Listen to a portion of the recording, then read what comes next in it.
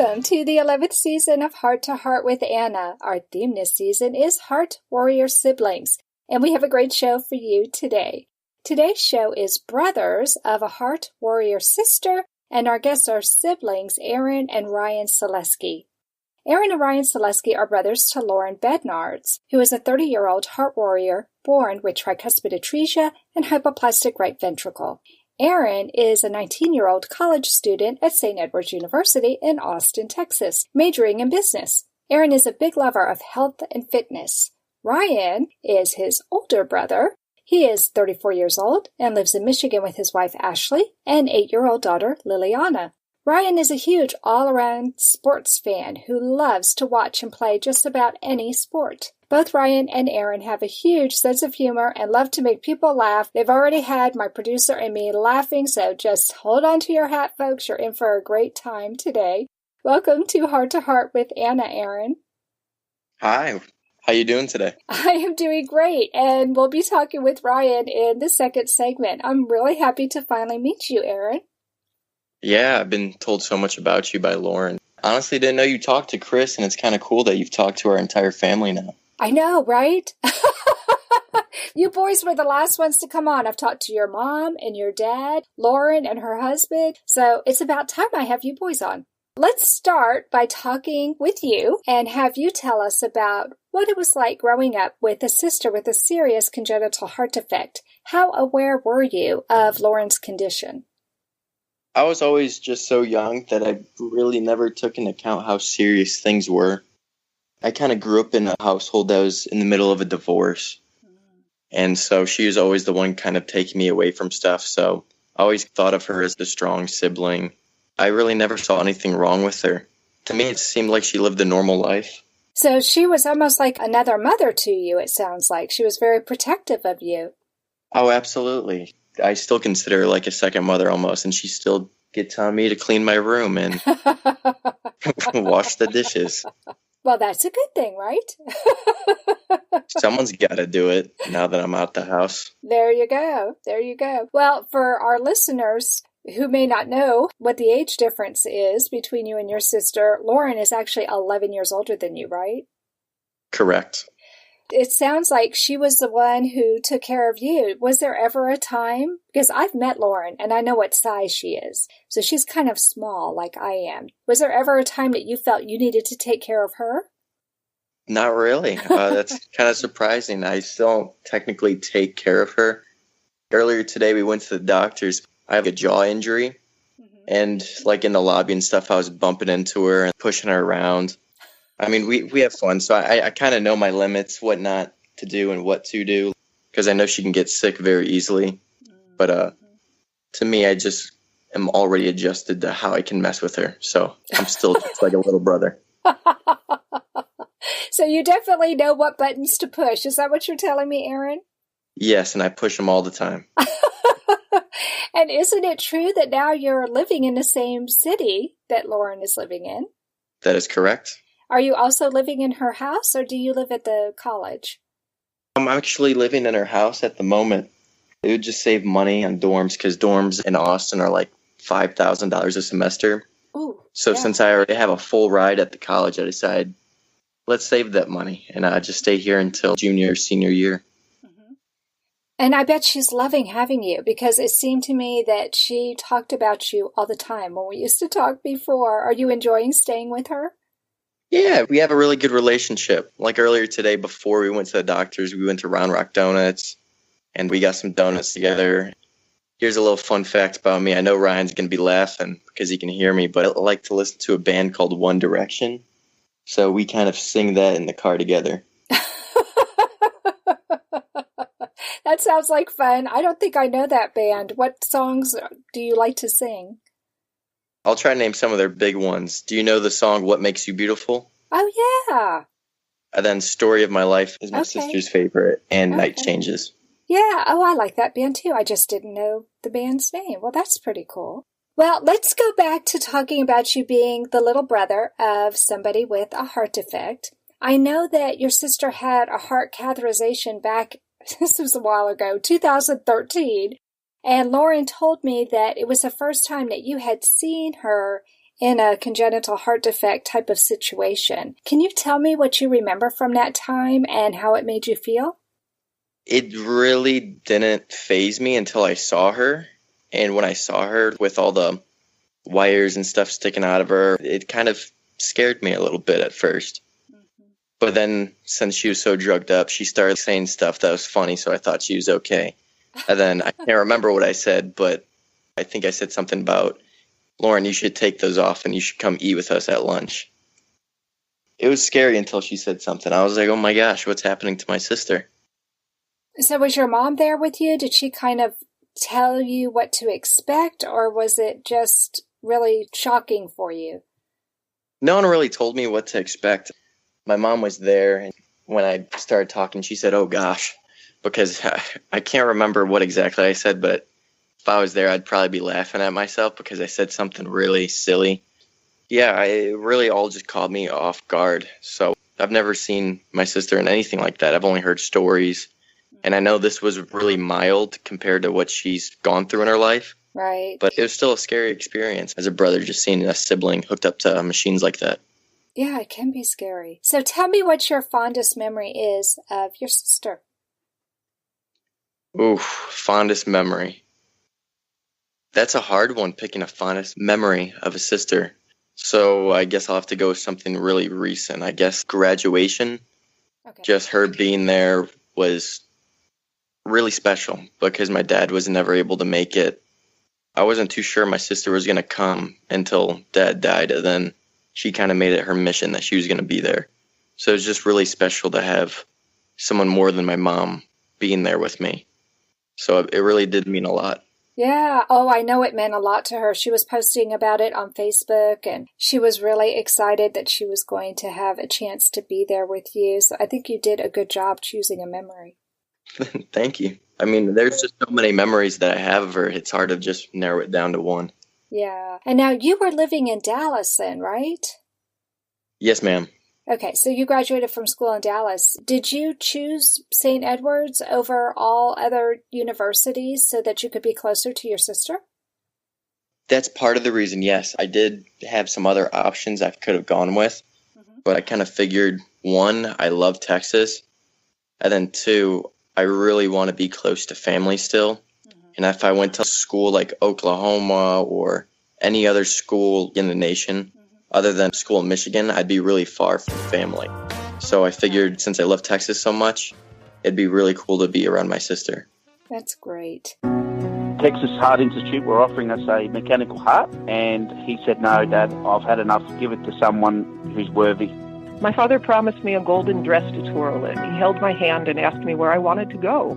Whatever strife or conflict that we experienced in our long career together was always healed by humor. Heart to Heart with Michael. Please join us every Thursday at noon Eastern as we talk with people from around the world who have experienced those most difficult moments. Anna Jaworski has written several books to empower the congenital heart defect, or CHD, community. These books can be found at Amazon.com or at her website, www.babyheartspress.com. Her bestseller is The Heart of a Mother, an anthology of stories written by women for women in the CHD community. Anna's other books, My Brother Needs an Operation, The Heart of a Father, and Hypoplastic Left Heart Syndrome, a handbook for parents, will help you understand that you are not alone. Visit babyheartspress.com to find out more. Welcome to Heart with Anna, Ryan. I love having a brother duo on the show today. How are you? Good. How are you? I'm doing great. In segment 1, Ryan, we talked with Aaron about growing up with a sister with a serious heart defect, and it's, I'm sure, a very different experience for him since he's 11 years younger than Lauren, and you're older than Lauren, so now we get a new perspective. What was it like to be the big brother to a little sister with a heart defect? Can you tell us what it was like for you during your childhood growing up with Lauren? I grew up as a protective older brother. You know, I do remember many visits. I was 4 years older. I was still young, but I still remember visits to the hospital, Children's Hospital in Detroit, while she was going through some of her surgeries. It was very difficult, but I was very protective. So you were 4 years older, and she had her first surgery before she turned 1. So you were just a little preschooler. Yep. But do you remember going up to the hospital to see her? Oh, yeah. I do remember. One image still sticks out is when she was after surgery, and they put her in this kind of like a incubator to where you can just put your hand in there and you can touch her. And I do remember holding hands with her. Aww. A long time ago. Yeah, that was a long time ago. I wonder if your parents took any pictures, because that would be such a sweet memory to have, this little 4-year-old brother touching his little sister's hand. I love that image. That's beautiful. Yeah, I'm sure my mom has plenty of pictures that I probably don't even know about. I'll have to ask her. That would be really neat. So you watched your mom getting bigger and bigger with the baby. Do you remember if you were excited about having a little sister? Oh, yeah. I was very excited. Of course, being a boy, your first instinct is, hey, I want a little brother. Mm-hmm. When I got the news of a sister, instant protection came over me, as if someone to protect rather than pick on growing up. That would come later, right? Right. Well, that's really neat how even at 4, you've had that sense of protection about her. Do you remember if your mom found out in utero that Lauren was going to have a heart problem? I don't really remember that far back. Mm-hmm. I do remember after she was born, really. It started with the hospital visits, and, when you're that young, your parents aren't going to tell you details of anything, and try not to bring you to the hospital as much as they can. When she was in there for many years early on, that's my earliest memory, is knowing that she had a heart problem. Were you afraid when you went up to the hospital to visit her, or did you feel excited that you were going to see your little sister? How did you feel? Both, because you kind of knew something was wrong. So you are excited because you don't see her too often anyways, even let alone at home. Yeah, you do get excited to see her because you don't know the seriousness yet of what she had. Scared, yeah. Let's face it, no kids like to go to the doctors once, twice a year for checkups. So when you see this big hospital, you get butterfly feeling. Yeah. Well, let's fast forward to when you and Lauren were in school together. How did you feel about her when you guys were in elementary school together? She went through a lot early in her life, as far as being social with other friends like I got to do. She didn't have that social butterfly effect that she has now on people, to where she's open to talk to everybody now. But she was very sheltered. She had some eye trouble too, so she had some Coke bottle glasses. So she didn't, how kids get cruel. Just being the brother that went to the same school, was just the right years old enough to where kids from her age will look at me and decide to go the other way instead of continue. Well, good. So you could intervene and prevent them from bullying her? Oh, yeah. That's good, because you know what? I hear a lot of heart warriors who tell me that, especially more in the middle school and high school years, that they got picked on a lot. And I bet it meant a lot to Lauren that she had that big brother there to act as a protector. Yes. I took pride in it in a sense too, because I was more on the popular side of things because of sports. I was able to do a lot more things than she was able to do physically when it comes to athletics when you're a kid. Yeah, and it sounds like both you and your brother were very athletic. Yes, I was very athletic. I feel old now, but I know. I don't think you're that old, but that's probably because I'm a lot older than you are. Okay. How did it make you feel that you could do any of the sports that you wanted to, but you knew that Lauren couldn't? Privileged, I guess. Lucky. She was able to do some sports as far as bowling. So she was able to find her little niche as far as athletics. So she kind of found her way as far as fitting in, as far as the boys are concerned, her brothers with sports. I thought she did really well on her own as far as motivation to prove people otherwise that she may not be able to do certain things. Well, she went out and proved otherwise that she can play a sport. Well, and go to school, right? Like she went to college. Well, yeah, go to school too. Mm-hmm. You know, we take that for granted, especially her age. We also take that for granted and how well she is doing for someone that has certain heart condition compared to other kids or people. It's nice to hear a big brother who is so proud of his little sister. I just love that. Okay, I'm going to fast forward way, way into the future compared to when you were in school together. And I want to know, how did your relationship change with Lauren when you got married? A lot, because the distance mainly changes a lot of things between us. You know, they moved out west at one point in California. Mm-hmm. Jobs, you chase, you know, what you go to school for. Mm-hmm. That's what you're supposed to do, in a sense. You know, I had to wish her well, and she is doing well. I'm glad that she and Chris found their way to Texas, where my brother and my mom is. Mm-hmm. You know, it's not as if we're so far gapped out, but still, it's pretty hard being up here in Michigan and then being down in Texas, missing out on a few things. I'm sure they feel the same way. Okay, so when are you going to join us in Texas? Hopefully soon, maybe one day. Oh, really? Good. That would be fabulous. Oh, yeah. I've been meaning to sooner than later, definitely. Well, you know, on a serious note, when you lose a parent, and I know since I just lost my mother last month, it makes the importance of family even more salient, don't you think? Oh, yeah, definitely. You know, it's just my dad and I up here. So now it's mainly me, my side of the family that I grew up with that's still here. My brother, my sister, my mom, all in Texas. We're one phone call away. Yeah, it's a definite change distance-wise. Right, right. Well, I know that Lauren would just be thrilled if you moved to Texas and she had both her brothers and her mother in the same state with her. I know that she would just love that. I think everyone will love that. Maybe one day. Well, tell me about her with Liliana. Does she have a real good relationship with her niece? Oh, yeah. They talk as often as, you know, they can on the phone.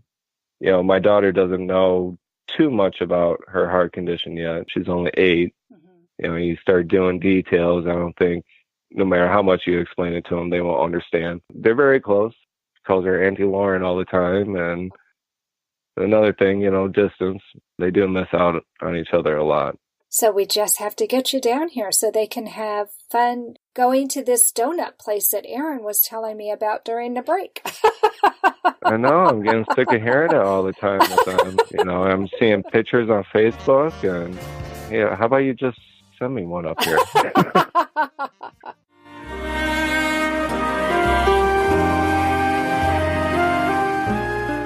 Home Tonight Forever by the Baby Blue Sound Collective. I think what I love so much about this CD is that some of the songs were inspired by the patients. Many listeners will understand many of the different songs and what they've been inspired by. Our new album will be available on iTunes, Amazon.com, Spotify. I love the fact that the proceeds from this CD are actually going to help those with congenital heart defects. Enjoy the music.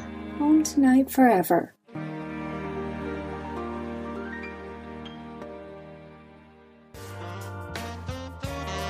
You are listening to Heart with Anna.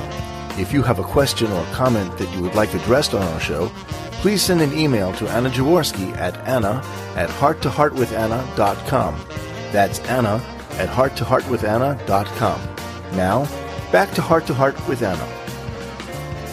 Before the break, I really enjoyed talking with Ryan about what it was like for him growing up with a little sister with a congenital heart defect. But now I have both Ryan and Aaron in the studio with me, and I realize most people don't realize when I say I have them in the studio with me that doesn't mean that we're physically in a studio together. We use Skype to record our program, so I actually have Ryan talking to me from Michigan. Aaron is talking to me from Austin. My producer is in another place in Austin, and then I'm in Central Texas. I'm in Temple, doing all of this together. So it's pretty amazing that we can all be in a studio together, even though we're not physically in the same place. But I'm going to go back to Aaron and ask you a question first, Aaron. I know that you're going to college in the same town that Lauren lives in. Tell me how going to school in the same town as your sister has affected your relationship with her, especially since now you're an adult, just like she is.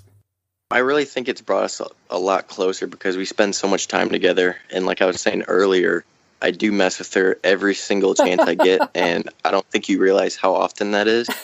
I'd probably guess like maybe 15 times a day at the minimum. She does help me on homework. We have laughs. We like doing things together. Like we went to the mall a couple weeks ago together, just walked around. It's really nice to be able to do this because I don't think I've ever been able to do this with my sister. Because growing up, I was always too young. And then when I was finally around the age to where I could do stuff with her, she moved to California. And then I was in Dallas and she was in Austin. But now we're finally right next to each other. We can actually have good moments and spend time together. Yeah, and it's different for you now, too, because you're an adult and she's an adult, so you're more on a level playing field, whereas that 11-year difference probably was really huge when you were younger. Absolutely. I can definitely have more intellectual conversations with her rather than, hey, come play Thomas the Tank Engine with me, or let's watch Barney. Right, exactly. But it's wonderful that you could ask her to do that, and I could just imagine her sitting down and playing Thomas the Tank Engine with you, because she seems like that kind of sister. Did she sit down and play with your toys with you? Quite a few times she did. I kind of get the feeling she didn't like it all the time, because I think at a young age I was very competitive, and I try to make everything competitive, even with my brother. I remember we would play lightsabers, and he would never play with me anymore, because one time I slammed a lightsaber into his hand.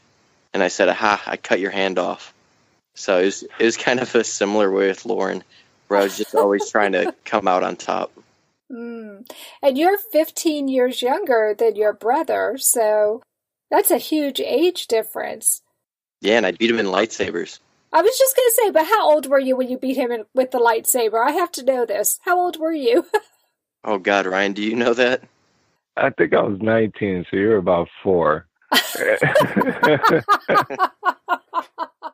I'm sitting there on the couch, one-handed, playing, swords with him. And yeah, he gets me on the hand, really hard, and he's laughing about it. Like, you little guy.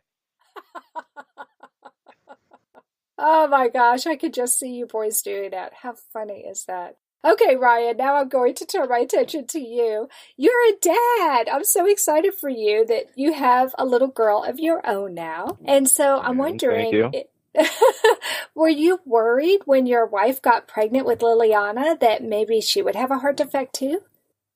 A little worried.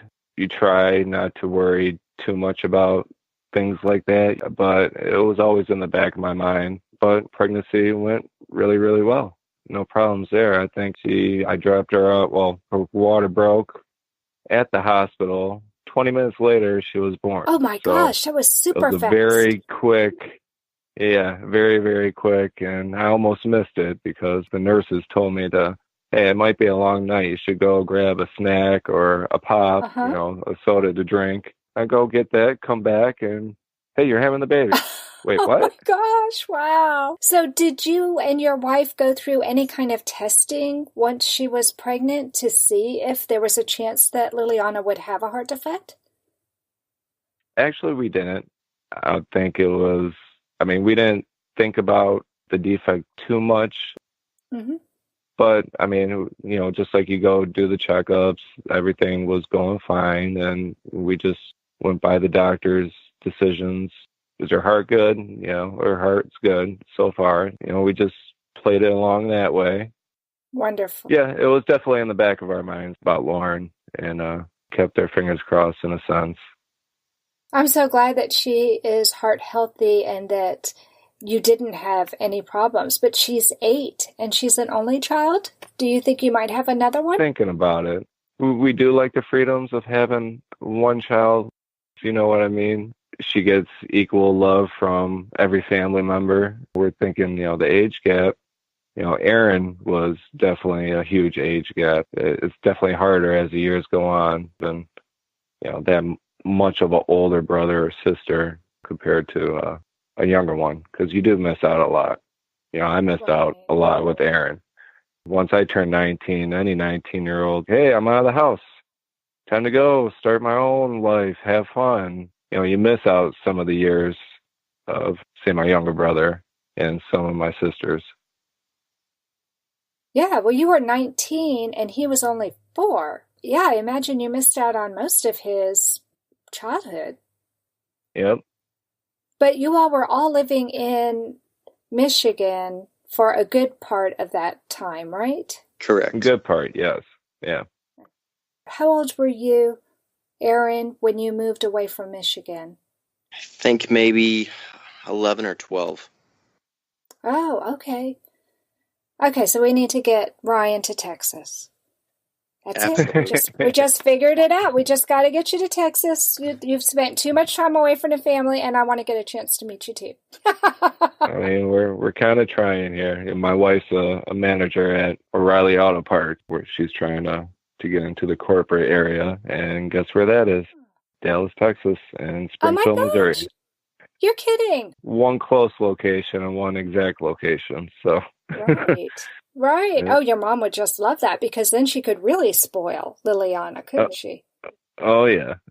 She asks me every time I talk to her, how's it going? How's work going? It's going good, Ma. It's just, hey, we can't force it to happen. Can't hire ourselves down there. So. No, we're going to have to make it happen, though, because family is so important. And we're going to close the show by having pearls of wisdom from both of you. And I'll start with you, Aaron. Tell me what advice you have for other siblings who are growing up with a sister or a brother who have real complex heart conditions like what Lauren does. Be careful with them. They most likely have other problems like OCD or scoliosis or just something else wrong with them. So even though they may seem normal, they might not be able to do as much physical activity as you or as much as you'd like them to do, and they can get sick a lot easier than you can. Okay, that's good advice. And Ryan, the question I have for you is a little different. I want to know what advice you have for parents who have one child who has a healthy heart and one child who has a heart defect. Try their best to make them feel equal. In a sense, kind of like how I think our parents did a fairly good job at making us both feel, especially my sister, as normal as, say, I was. Even though that, the person with the heart defect might not be able to do certain things, physical activities, it doesn't mean that there isn't any activities for him to feel just as equal as everybody else. And it doesn't have to hold them back. Mm-hmm. Being parents is a tough job alone with 2 normal kids, let alone with one with a heart defect. Tough job. I think you can get through it. Well, I'm sure it'll mean a lot to your mom to hear that she did a pretty good job at making you all feel equal. And I think that is a really good point to make. You never want to feel like your brother or your sister is favored over you. And it doesn't look like your parents did that. Right. Wow, this has been a lot of fun. So thank you both for coming on the show. Thank you, Aaron, for coming on the show today. Yeah, no problem. And thank you, Ryan. I'm so glad I got a chance to meet you. Well, thank you for having us, and it was very nice talking to you. Well, it has been so much fun. So thanks for listening today, friends. Please come back next week at noon Eastern Time or whenever is convenient for you. That's the beauty of the podcast. Don't forget to leave a review for our program on iTunes. And remember, my friends, you are not alone. This program is a presentation of Hearts Unite the Globe and is part of the Hug Podcast Network.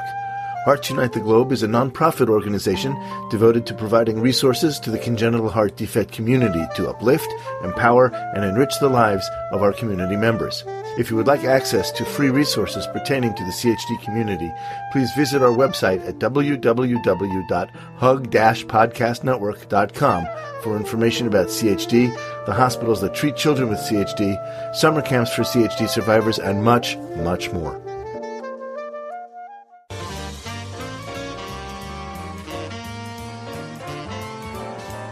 Thank you again for joining us this week. We hope you have been inspired and empowered to become an advocate for the congenital heart defect community. Heart to Heart with Anna, with your host Anna Jaworski, can be heard every Tuesday at 12 noon Eastern Time.